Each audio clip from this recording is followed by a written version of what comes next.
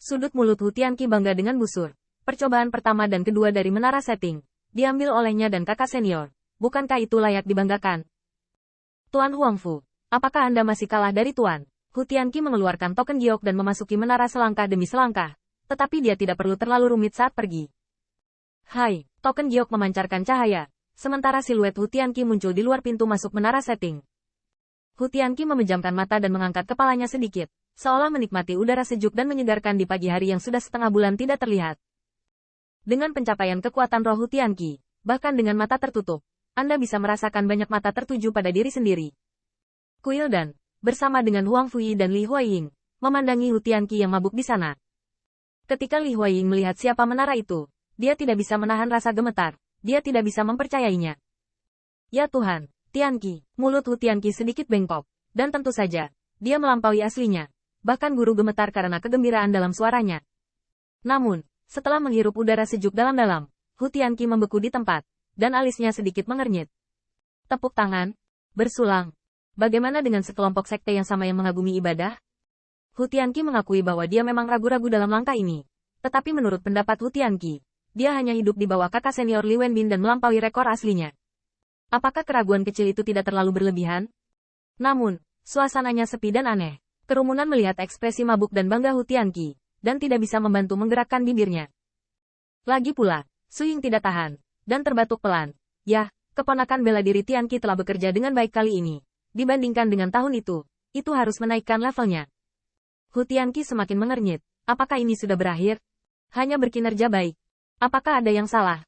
Saya berada di lapisan kelima menara setting selama setengah bulan. Jangan menyombongkan diri jika tidak menyombongkan diri.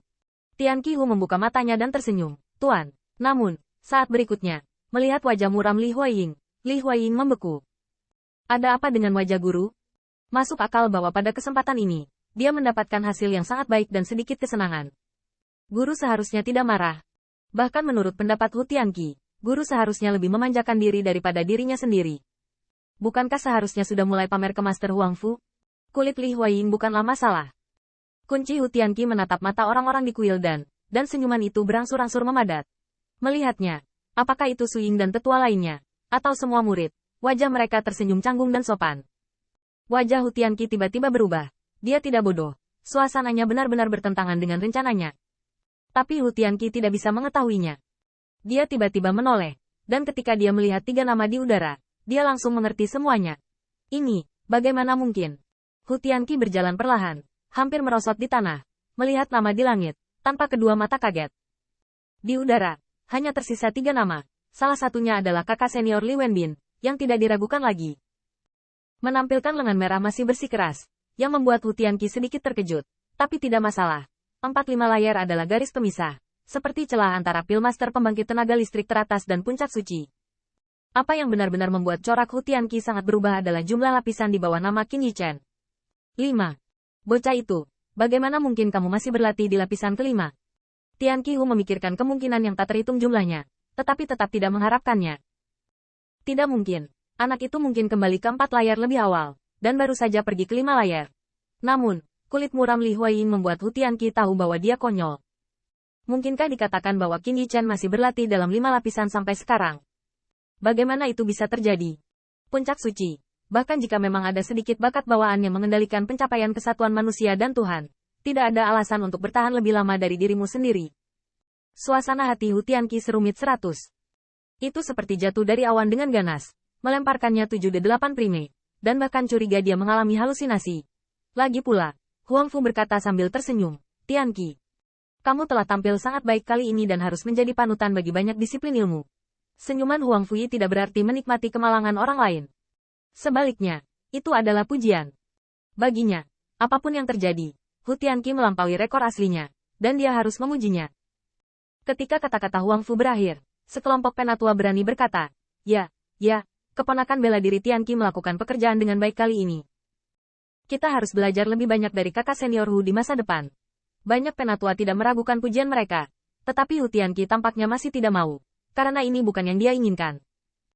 Awalnya, pujian dan sorakan seharusnya seperti menyembunyikan langit dan menutupi bumi.